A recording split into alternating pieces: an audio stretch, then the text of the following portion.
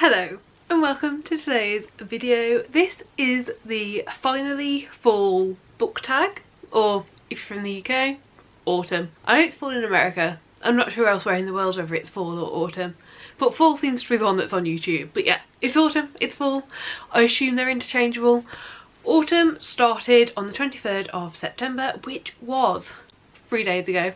3 days ago. So it is finally fall, and I thought what a perfect time to do this tag. So this tag consists of 9 questions all to do with reading habits during fall, or just reading habits like surrounding fall as a season. It sounds so weird in my head to say fall rather than autumn, but hopefully it sounds natural. But yeah, that is pretty much it. That's the entire introduction. I'm not sure who started this. Any links that I can find I will link in the description down below.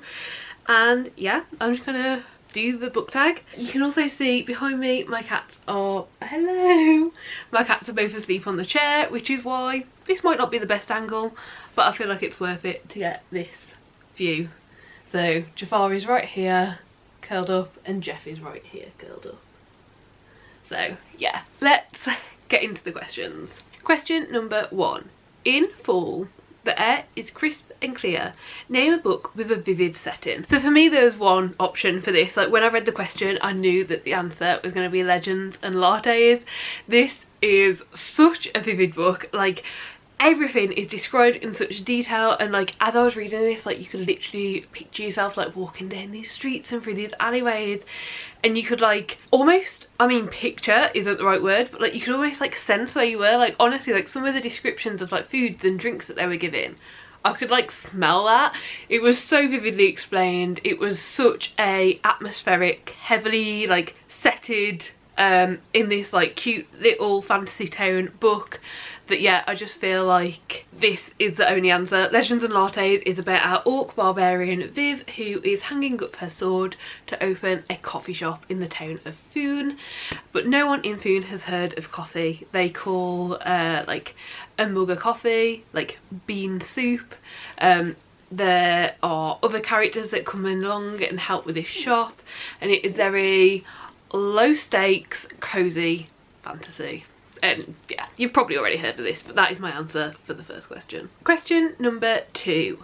Nature is beautiful but also dying. Name a book that is beautifully written but also deals with a heavy topic like loss or grief. So for this, I don't read many books in kind of more of like the literary genres, which I feel like this question is more aimed towards, but one that I have read is We Are Okay, and this was just lovely. It is beautifully written. You do like just find yourself absorbed into this book and into this story, but the main component of it is grief. Like this book is all written like after the loss of a loved one and kind of dealing with that grief in different ways, how grief shows, how others could interpret that, how you can, you know, be in all these different types of settings and others might not even be aware of or know what you're going through. And the way in which this was told was also interesting. It is told very much as our main character has kind of like left this old life where all this stuff is going on, and then kind of is coming to terms with what happened while she's so far away and far removed from this life. And yeah, I think it's a very heavy book, but I think it was done very well, and I would definitely recommend it if you are in the headspace for it. Question number 3. Fall is back to school season. Share a non-fiction book that taught you something new. This is a very easy one for me. I do enjoy reading non-fiction, but I don't tend to read non-fictions that are just about like teaching something. A lot of non-fiction that I read is very like introspective or very like one person focused, like memoirs, biographies. But one that I have read that I really felt like I learned something from, and everyone and anyone can learn something from, is A Quick and Easy Guide to Queer and Trans Identities. This is a very lovely non-fiction all about queer and trans identities. It says it in the title. I consider myself like quite well educated. I try to stay well informed and like educate myself to be the best me I could be, to be as inclusive as possible, to just understand everyone as well as possible, and to make sure that I'm not like, you know, accidentally saying the wrong thing and hurting someone or causing someone harm that wouldn't be needed. I consider myself quite well educated, and I still learned stuff from this. This is very much, I would say, like anyone can read. I don't know if there is an age rating to it, but I would say, you know, if you're old enough to have like sex education at school, you're old enough to read this.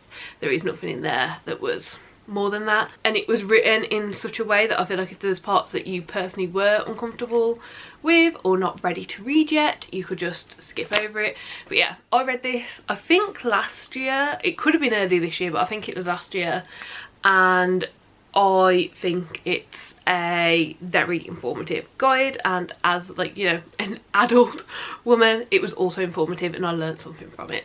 So yeah, on the back it does just say, covering essential topics like sexuality, gender identity, coming out and navigating relationships, this guide explains the spectrum of human experience through informative comics, interviews, activities and imaginative examples. A great starting point for anyone curious about queer and trans life, and helpful for those already on their own journeys. Yeah, that is my answer. Question number 4. In order to keep warm, it's good to spend time with the people we love. Name a fictional family / household / friend group that you'd like to be a part of. Look, most of the stuff I read is fantasy, sci-fi. There isn't none of those worlds that I'm going and jumping into, no matter how much the people seem nice. But the Thursday Murder Club, take me to a retirement home, let's do a jigsaw, let's try and solve some old cases. I'm there.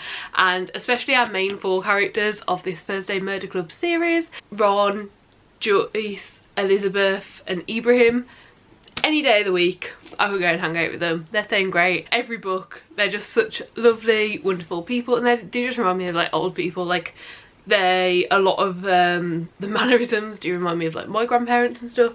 And yeah, I could very easily go and chill and just hang out with these, I guess I'd call them found family. I think that is probably the best way to describe the relationship between the 4 of them. They are very much a found family helping each other out.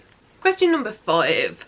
The colourful leaves are piling up on the ground. Show us a pile of 4 coloured spines. Now I'm going to be honest, I don't have many orange books, I've realised whilst prepping for this video, so this isn't the most 4 coloured, but just ones that I'm not mentioning in the video that were still left on the shelves. This is my fall coloured spines, and I feel like it does give the vibe, but you're only going to find the leaves out on the ground these sort of colours for like 5 days for the entirety of the 3-month season. They're all a bit more brown and a bit more orange than this the rest of the time, but these are the spines that I'm showing. I'll put them that way around in case you do want to read the titles. But yeah, those are the ones I picked for this. Question number 6.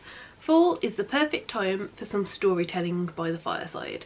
Share a book wherein somebody is telling a story. Now, I didn't have anything that I felt like truly encompassed this question. Like, I felt like it was more asking for a book that someone was literally telling a story, or a book written in like letters or talking to someone else about something that happened. I didn't have anything that I felt like went into that.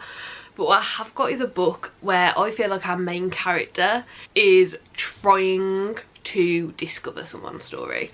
So the one that I've gone for is A Good Girl's Guide to Murder. In this, our main character Pip is researching and looking into a murder investigation that she would like to solve, and through her doing this and her researching these things, we are slowly throughout the book discovering the story of the disappearance of Andy Bell and kind of discovering the story and seeing it come to light. So I feel like this works quite well, and I also think it is quite an autumn book. Like, you could definitely just like settle down for a day with a blanket, fireplace on the TV, and just really go through this book. And I think it is a very good option, and I really enjoyed it. So there's that one. And personally, I pretend book 3 never happened. Question number 7.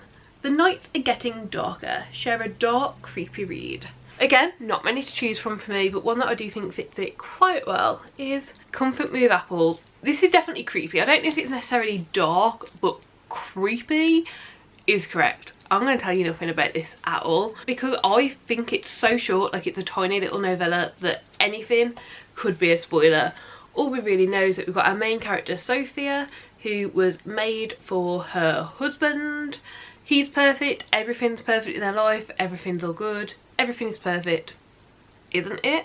I don't want to tell you any more than that. Like, there's more even on the synopsis. I don't think you need to know any more. I would just go into it. It's creepy, but it's very short, so it's definitely like readable and bingeable.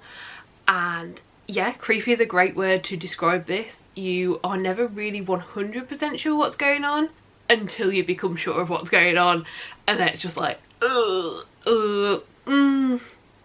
creepy. So yeah. Question number 8. The days are getting colder. Name a short, heartwarming read that could warm up somebody's cold and rainy day. Now, short, heartwarming.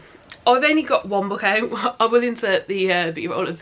I was going to get the whole collection out. There's 3 books that I'd recommend. I think the one I've ended up picking up is the 3rd one in the series. But I would recommend the Tea Dragon Society. This one here that I'm holding is book 3.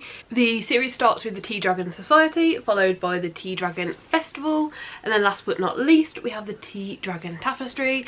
These are very short, but very like large graphic novels that are just absolutely beautifully drawn. Like even just the chapter title, like absolutely stunning. I really love this. It's short, it's heartwarming. That is exactly what you get. I would say this is like probably cozy fantasy as well. There's fantastical creatures, there's stuff going on, but everything is solved and any dilemmas are resolved in a very heartwarming, lovely way that maybe being a bit more of a cynical fantasy reader you might not expect, but really works well and really works well for this series. So yeah, this entire series is kind of about tea dragons. They are little tiny dragons with tea that grows out of like little horns or little sprouts on their head, and each tea dragon needs someone to take care of them to make sure that they're in the best health possible. And this series follows both the tea dragons and their carers. And then finally, question number 9. Fall returns every year. Name an old favourite that you'd like to return to soon. Now, there's not really any old favourites for me. I have reread any book that I thought I really loved within the last couple of years. Like, I reread them. Any from like childhood, any from like teenhood, I reread them. So there's nothing like that. But there's a book that I haven't read for a couple of years, almost 3 years now. And the final book in kind of like the world is coming out any day now. I think it might even be released today. No, I think it's 28th the release date, but either way, final book in the world is coming out. Technically not part of this series. They are 2 duologies and then like a little short story collection in between, but I think I'd like to reread them all before that final book comes out. So the first book in that series is These Violent Delights. This is book 1 of the Shanghai series, but this one is also book 1 of the These Violent Delights duology. The final book in the Shanghai series, or the second book in the Foul Lady Fortune duology, is coming out within the next few days. And I think before I get to that one, I would like to reread them all, make sure I've got all that information in my head. And this is just a really lovely, like, I definitely call it a favourite. I don't know if it's an old favourite, like 2 years isn't that old, but yeah, definitely a favourite, and I'd definitely like to revisit it very soon. So yeah, hopefully that's on the agenda. And yeah, those were all of the books. I'm so very impressed that the cats have stayed here and like been a part of the video, even if they don't care. I'm very impressed with them. I think they've done a very good job. But yeah, I hope you enjoyed the video. I hope you enjoyed the Finally Fall tag.